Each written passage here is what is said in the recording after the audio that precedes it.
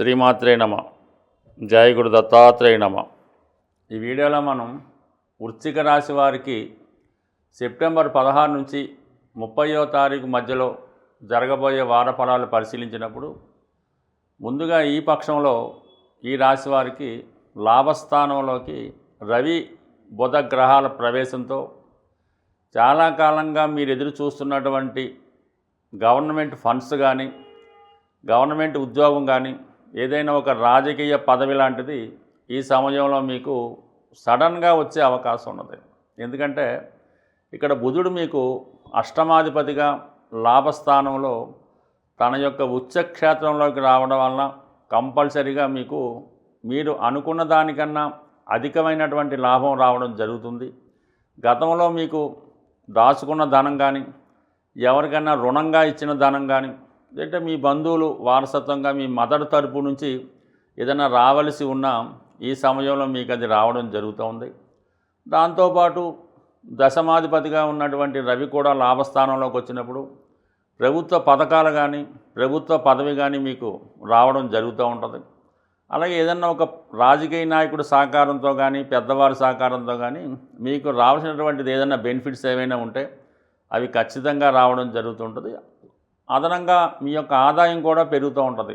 అది వ్యక్తిగత టాలెంట్ వల్ల అయితేనే, స్థిరాస్తుల విలువ పెరగడం వల్ల అయితేనే, ఎవరైనా మీకు ఆర్థికంగా కొంత సపోర్ట్ ఇవ్వడం వల్ల కంపల్సరీగా ప్రస్తుతం ఉన్న ఆదాయంతో పాటు అదనపు ఆదాయం కూడా లభించే అవకాశం ఉంది.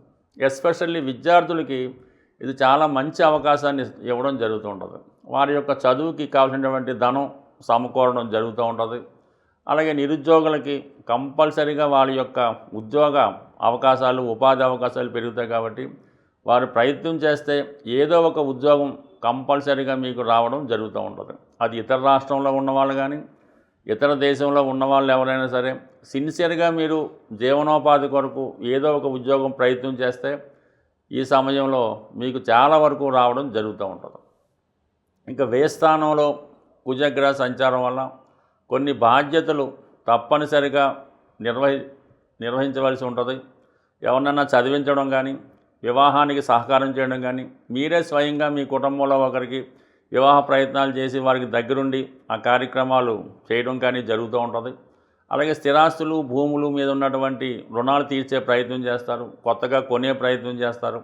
మొత్తం మీద ఏంటంటే చాలా వరకు భూముల వలన భూముల కొరకు అన్నదమ్ముల కొరకు రక్త సంబంధికుల కొరకు కంపల్సరీగా ధనాన్ని వ్యయం చేయడం, వారి కొరకు కొంత శ్రద్ధ తీసుకొని వారిని ఒక మంచి మార్గంలో పెట్టే ప్రయత్నం కూడా చేస్తారు. అంటే ఎన్ని చేసినప్పుడు కూడా అది మీకు సరైనటువంటి తృప్తిని ఇవ్వకపోవచ్చు.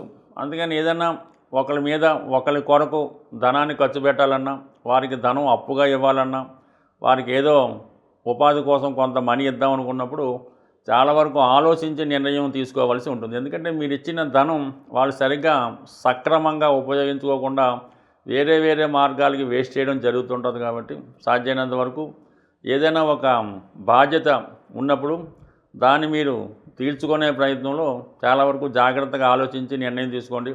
ఈ ధనం ఇచ్చినంత మాత్రాన మీ బాధ్యత వెళ్ళిపోతుందన్న మాత్రం అనుకోవద్దు. దాని తర్వాత కూడా ఆ రెస్పాన్సిబిలిటీ మీకు ఉంటుంది. కాబట్టి కొద్దిగా జాగ్రత్తగా వ్యవహరించి వారిని మంచి మార్గంలో పెట్టే ప్రయత్నం కూడా చేయవలసి ఉంటుంది.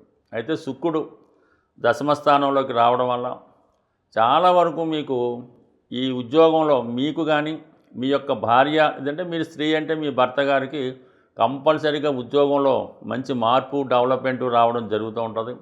అలాగే కొన్ని సౌకర్యాలు కూడా మీకు ఉద్యోగంలో కల్పించే అవకాశం ఉంది. అంటే మీరు ఏదైనా పై స్థాయిలో ఉంటే మీకు ఒక వాహన యోగం, ఒక గృహాన్ని అలాట్ చేయడం, కొన్ని అదనపు సౌకర్యాలు మీకు కలిగించే అవకాశం ఉంది. ఎస్పెషల్లీ ఈ వృశ్చిక రాశిలో మీరు ఒక సినిమా రంగంలో ఉన్న, రాజకీయ రంగంలో ఉన్న, లేదు ఒక రియల్ ఎస్టేట్ సంబంధించిన వృత్తిలో ఉన్న చాలా వరకు మీకు దాని నుంచి సరైనటువంటి గుర్తింపు ప్రోత్సాహం రావడం జరుగుతూ ఉంది. ఎస్పెషల్లీ ధనస్థానం మీకు ఈ ధనస్థానాన్ని ఇంచుమించుగా మరి గురుగ్రహ వీక్షణ వల్ల చాలా వరకు కుటుంబ సభ్యుల సహకారంతో కానీ మీ పిల్లల సహకారంతో కానీ అంటే మీ పూర్వపుణ్యం వల్ల మీ యొక్క టాలెంట్ వల్ల ఏదైనా రాయల్టీ రూపంలో కానీ ఏదైనా గిఫ్ట్ మనీ కానీ ఈ సమయంలో మీకు రావడం జరుగుతూ ఉంటుంది. లేదంటే మీకు అత్తవారి ద్వారా ఏదైనా ఆస్తి కలిసి రావడమో వాళ్ళు మీకు ఏమైనా గిఫ్ట్గా ఇవ్వడమో జరుగుతూ ఉంటుంది. ఏదైనా ఒక స్త్రీ ధనం, స్త్రీలకైతే పుట్టింటి ధనం వచ్చే అవకాశం ఉన్నది. అలాగే శుక్రుడు కూడా ఇంచుమించుగా కోణ దృష్టితో ధనస్థానాన్ని వీక్షించడం వల్ల అంటే మీలో ఏదైనా టాలెంట్ ఉంటే దానికి సంబంధించినటువంటి ద్వారా మీకు ఆదాయం వచ్చే అవకాశం ఉంది. మీకు కాకపోతే మీ కుటుంబంలో ఎవరికైనా ఇటువంటి అవకాశం రావడం జరుగుతూ ఉంటుంది. పైపెచ్చు శని భగవానుడు కూడా అక్కడ చూడటం వల్ల అటు వృత్తి ధర్మం ద్వారా మీ కష్టార్జితం వల్ల కూడా ఈ కుటుంబ సంబంధించినటువంటి విషయాల్లో ఆర్థిక పరంగా అనుకూలంగా ఉంటుంది. బట్ ఎంత ధనం వచ్చినా కూడా ఏదో విధంగా మీరు స్థిరాస్తి కొనుక్కుంటే మంచిది తప్ప ఇతరులకు ఇవ్వడం వల్ల కానీ వేరే విధంగా ఈ share market investment easy money కోసం అలవాటు పడితే మాత్రం చాలా వరకు ధన నష్టం జరిగే అవకాశం ఉంది. సాధారణంగా ఎక్కువ ధనం ఒకేసారి ఫ్లోగా వచ్చినప్పుడు కొంత ధనం పోయినా పర్లేదని కొంతమంది వేస్ట్ చేస్తూ ఉంటారు. అది దాని తర్వాత అదే మీకు ఇబ్బంది పెడుతూ ఉంటుంది. కాబట్టి అటువంటి ఈజీ మనీకి వెళ్లకుండా ఏదైనా న్యాయమైన మార్గంలో ఈ స్థిరాస్తి మీద పెట్టుబడి పెట్టుకుంటే మీకు చాలా వరకు కలిసి వచ్చే అవకాశం ఉంటుంది.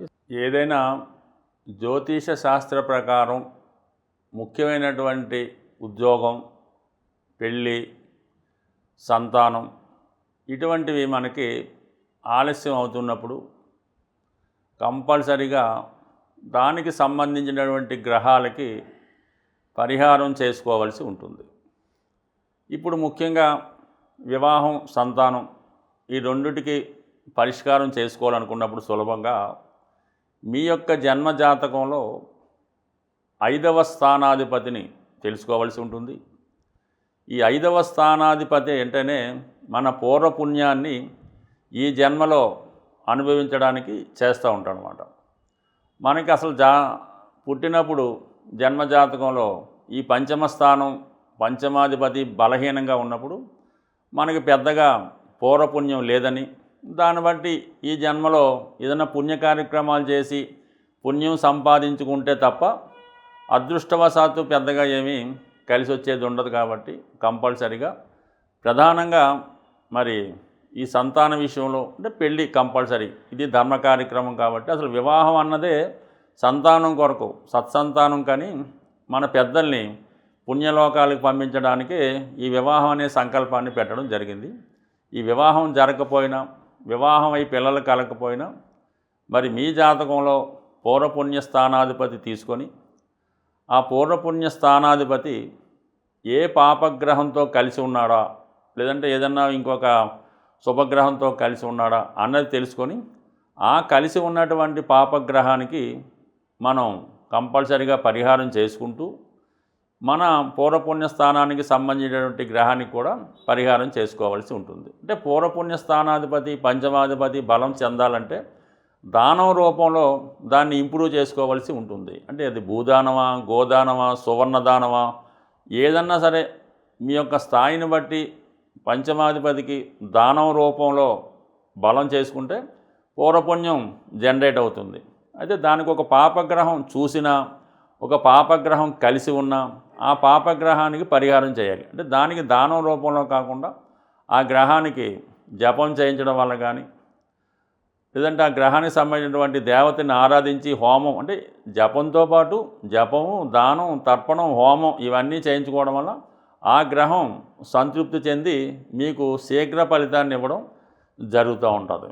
అంటే దీనికి ఇంకా సులువైన టెక్నిక్గా మనం తెలుసుకోవాలనుకుంటే ఏదైనా మనకి ఒక పాపగ్రహ ప్రభావం జలతత్వ రాశుల్లో పడినప్పుడు అభిషేకం ద్వారా, అగ్నితత్వ రాశుల్లో పడినప్పుడు హోమం ద్వారా ఈ పరిహారం చేసుకోవడం వల్ల మరింత తొందరగా ఆ పరిహారం మనకి లభించే అవకాశం ఉంది. అయితే నేను చెప్పినటువంటి ఈ రెమెడీ కొద్దిగా జ్యోతిష శాస్త్ర పరిజ్ఞానం ఉన్న వాళ్ళకి అర్థమవుతుంది. ఇక సాధారణ వాళ్ళ యొక్క జ్యోతిష్కుని చూపించుకొని తగు విధంగా ఈ పరిహారం చేసుకోవడం వల్ల ఒకవేళ జరగకపోయినా ఏం లేదు, మీరు ఏదన్నా పంచమ స్థానాధిపతి, పంచమ స్థానం ఈ పూర్వపుణ్యాన్ని ఇంప్రూవ్ చేసుకుంటే అటు స్త్రీలకు సౌభాగ్యయోగం, మగవారికి అదృష్టయోగం అన్నీ కూడా సమకూరుతూ ఉంటాయి. దానివల్ల ఏంటంటే సరైనటువంటి జ్యోతిష్కుడి వద్ద జాతకాన్ని చూపించుకొని దానం రూపంలోనే ఈ పంచమాధిపతిని ఇంప్రూవ్ చేసుకుంటే